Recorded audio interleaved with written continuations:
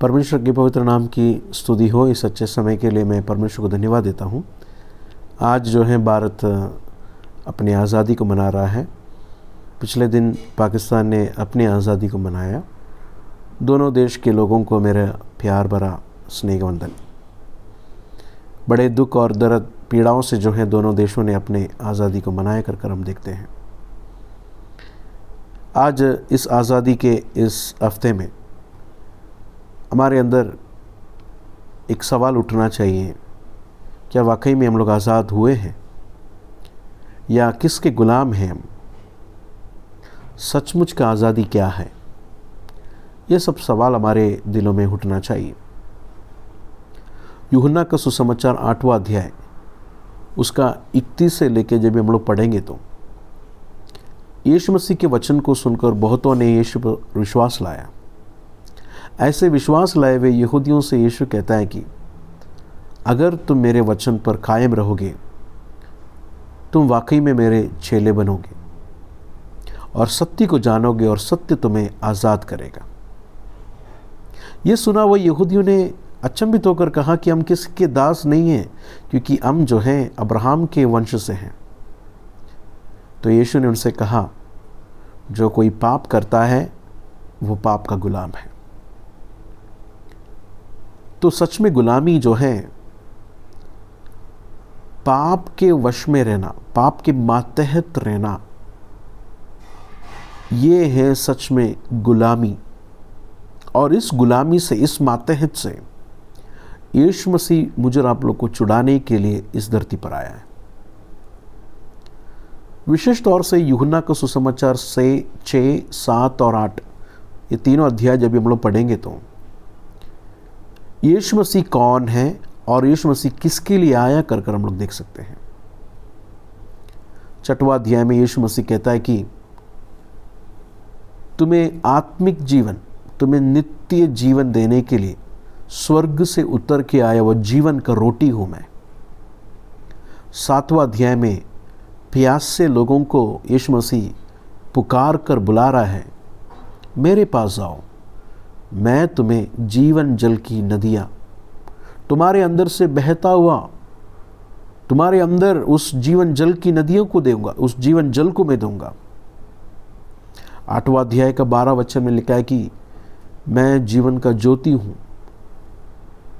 जो मुझ पर कायम रहता है उसे जीवन का ज्योति पाएगा, वो जीवन का ज्योति पर चलेगा।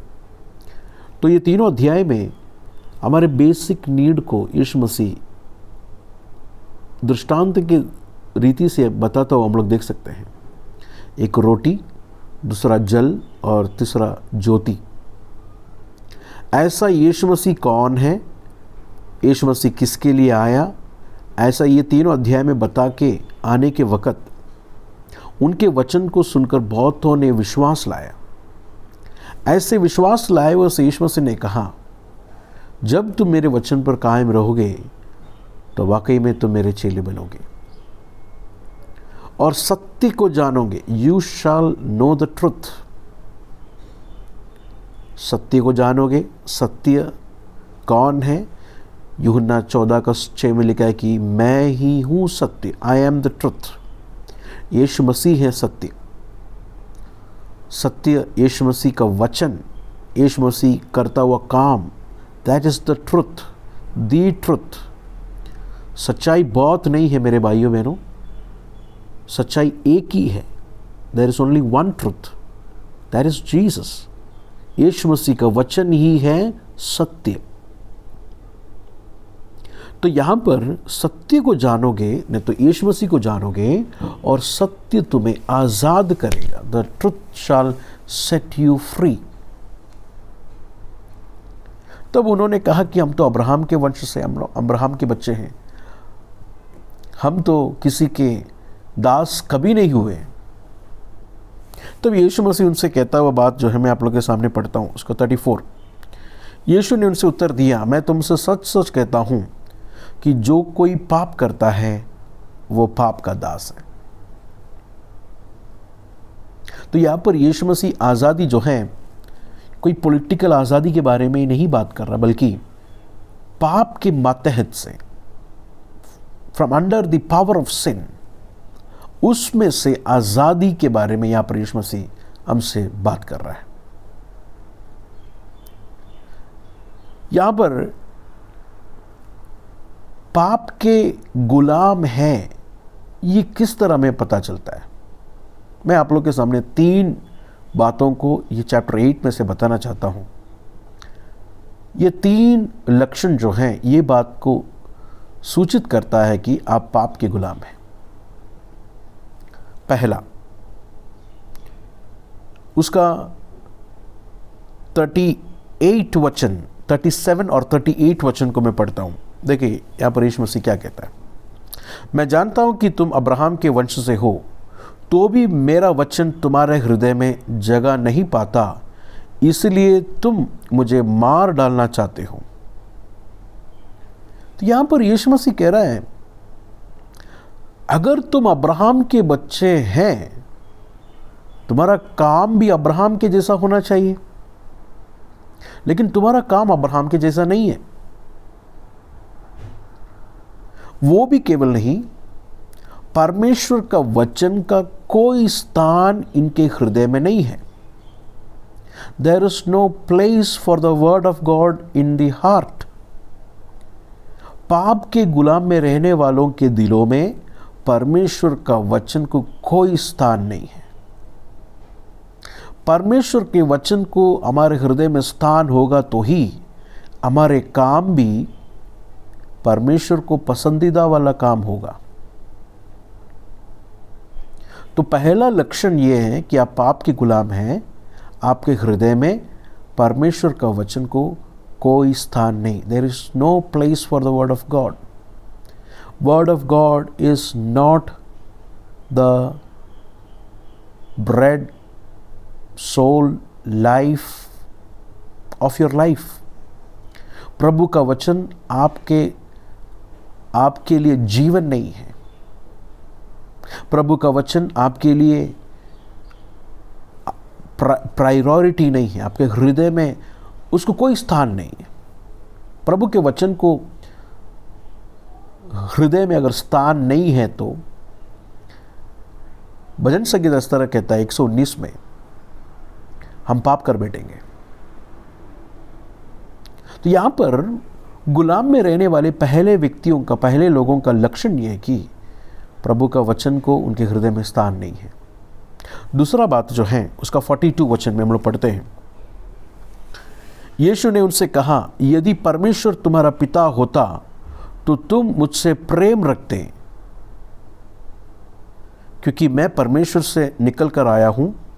मैं अपने आप से नहीं आया, परंतु उसी ने मुझे भेजा है। तो परमेश्वर का दास है या परमेश्वर के बच्चे हैं तो वो लोग परमेश्वर को प्रेम करेंगे, लेकिन पाप के गुलाम में रहने वाले कभी भी परमेश्वर से प्रेम नहीं कर सकता।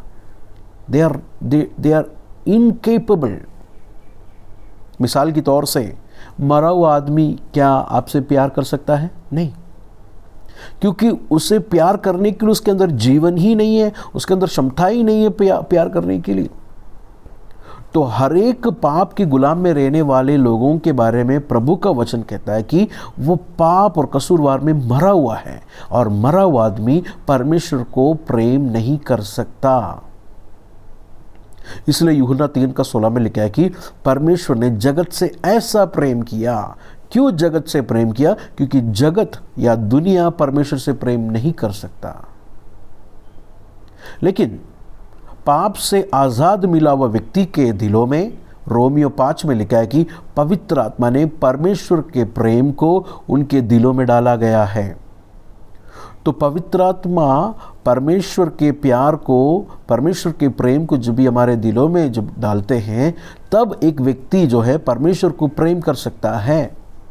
नहीं तो परमेश्वर से जीवन मिला हुआ व्यक्ति ही केवल परमेश्वर को प्रेम कर सकता है। परमेश्वर का जीवन नहीं मिला हुआ व्यक्ति परमेश्वर को प्रेम नहीं कर सकता। मेरे अजीजों, ये बात मैं और आप लोग अच्छी तरह समझना चाहिए। पाप के गुलाम में रहने वाला व्यक्ति परमेश्वर को प्रेम नहीं कर सकता। वो परमेश्वर के लिए कुछ कर सकता होगा, वो बाइबल पढ़ता होगा, वो गीत गाता होगा, बहुत कुछ काम कर सकता है, लेकिन प्रेम उसके अंदर से अगर उत्पन्न होना है तो उसके अंदर जीवन होना ज़रूरी है। तो पाप के गुलाम वाले परमेश्वर को प्रेम नहीं कर सकता। तीसरा, उसका 43 और 47 को मैं पढ़ता हूँ। 43 और 47, तुम मेरे बात क्यों नहीं समझते, इसलिए कि मेरा वचन नहीं सुन सकते। 47, जो परमेश्वर से होता है वो परमेश्वर की बातें सुनता है, और तुम इसलिए नहीं सुनते कि परमेश्वर की ओर से नहीं हो। ये दोनों वचन को देख के वहाँ पर लिखा है कि तुम परमेश्वर से होते तो परमेश्वर की बातें सुन सकते थे। उसका 43 में लिखा है कि तुम मेरे बातों को क्यों नहीं समझते, क्योंकि तुम मेरे वचन सुन नहीं सकते। You are incapable to hear God's word. परमेश्वर का वचन को हृदय में स्थान नहीं है, परमेश्वर का प्रेम हृदय में नहीं है, परमेश्वर के वचन नहीं सुन सकते। पाप के गुलाम में रहने वाले लोगों के बारे में यहां पर कह रहा हूं। They cannot hear God's word. मरा हुआ आदमी कैसा सुन सकता है? मरा हुआ आदमी अगर सुनना है तो उसे जीवन मिलना जरूरी है।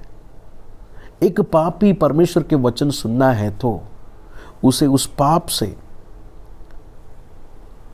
के मातहत से उसे निकाल कर उसे जीवन देने की ज़रूरत है। Then only you will hear the word of God. मेरे अजीज़ों, मैंने आप लोगों के सामने ब्रीफली 3 बातों को बताया। पाप के गुलाम में रहने वाले लोगों के अंदर ये 3 बात निश्चय होगा। पहला, प्रभु के वचन को कोई स्थान नहीं उनके हृदय में। There is no place for the word of God in their life. मतलब उनका डीलिंग्स, उनका डेली तौर तरीके, उनका चलना फिरना, उनका बिजनेस डीलिंग, उनका ऑफिस वर्क, उनका family life, it is not according to the word. परमेश्वर के वचन का कोई स्थान नहीं है उनके जीवन के कोई क्षेत्र में। इसके लिए उनके काम और तौर तरीके जो है पाप के अनुसार होगा। पापी होकर जिस तरह पाप के कार्य करते हैं वो कार्य होगा। उनका वर्क्स जो है पाप के कार्य करेंगे वो लोग। They will commit sin, they will practice sin, they love sin, क्योंकि वो लोग पाप के गुलाम में है। सेकंड जो है, पाप की गुलामी में है तो यू कैनॉट लव गॉड। परमेश्वर को आप प्रेम नहीं कर पाएंगे। परमेश्वर के लिए प्रेम करना है तो हमारे अंदर जीवन आना ज़रूरी है। यीशु मसीह हमें आज़ाद करना ज़रूरी है। तीसरा, पाप के गुलाम है तो परमेश्वर के वचन हम नहीं सुन पाएंगे। It is foolishness for us. हमारे कान में पर्दा लगा हुआ है, हमारे आंखों में पर्दा लगा हुआ है। We cannot hear, it is blind, we are deaf, we cannot hear the word of God. इतना सीरियस है ये बात मेरे अजीज़ों। तो ये आज़ादी के ये दिनों में हम अपने आप को ज़रा पूछें, क्या मैं परमेश्वर से आज़ाद हुआ हूँ? गोरों से आज़ाद हुए हैं हम लोग लेकिन परमेश्वर ने मुझे आज़ाद किया है पापों से या गुनाह से मैं आज़ाद हुआ हूँ? मेरे अजीज़ों, उसका 36 वचन को पढ़कर मैं यहाँ पर बंद करता हूँ। यहाँ पर लिखा है कि सो यदि पुत्र तुम्हें स्वतंत्र करेगा तो सचमुच तुम स्वतंत्र हो जाओगे।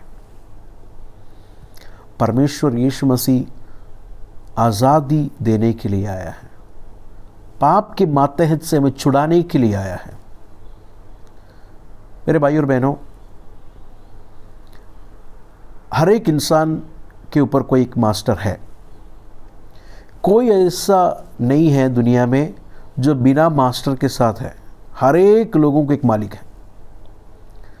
शायद आप पाप के मातहत होंगे, नहीं तो प्रभु के मातहत। You are under the power of sin और under the lordship of Jesus Christ. दुनिया के हर एक लोग ये दोनों के नीचे, दोनों में से एक के नीचे ही होंगे। एक न्यूट्रल जगह पर आप नहीं रह पाएंगे। आप ये नहीं कह पाएंगे कि मैं आज़ाद हूँ, मैं जो मर्जी मैं अपना कर सकता हूँ। नहीं, ये आपका वहम है, ये आपका ऐसा सोच है कि आप ऐसा हो सकेंगे। नहीं, जो कुछ भी आप कर रहे हैं, आपको लग रहा है आपकी मर्जी आप कर रहे हैं, आपकी इच्छा, मैं आज़ाद हूँ, you are under the power of sin, you are under the influence of Satan.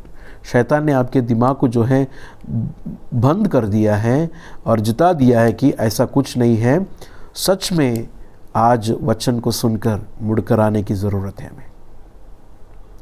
हमें अपने गुनाह की एहसास प्रभु हमारे दिलों में लेके आने दो। हमारे अंदर एक सच्चा तौबा आने दो। हमारे अंदर यीशु के प्रति एक विश्वास आने दो। कैसा विश्वास? यीशु मसीह सचमुच मुझे स्वतंत्र देगा पाप से, गुलामी से। मेरा ये मैसेज, शॉर्ट मैसेज बंद करने से पहले मैं आपसे पूछना चाहता हूँ, हु स्लेव आर यू? आप किसके गुलाम हैं? क्या आप पाप के गुलाम हैं या यीशु मसीह के गुलाम हैं? प्रभु आपको आशीष दे।